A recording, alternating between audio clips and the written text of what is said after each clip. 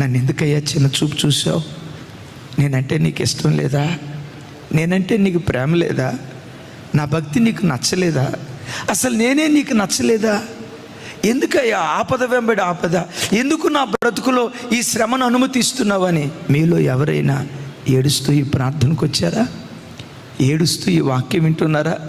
ఈరోజు కాల్చబడుతున్న తమ్ముడు, ఈరోజు శ్రమల కొలిమిలో నల్లగొట్టబడుతున్న చెల్లి, ఈరోజు ఎంత నలుగుతున్నావో భవిష్యత్తులో అంత వెలిగేటట్లుగా దేవుడు కార్యం చేయబోతున్నాడు.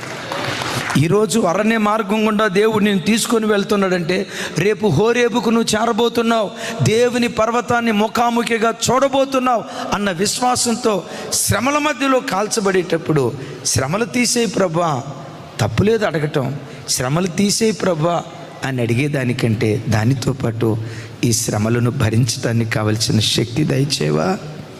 ఈ బాధ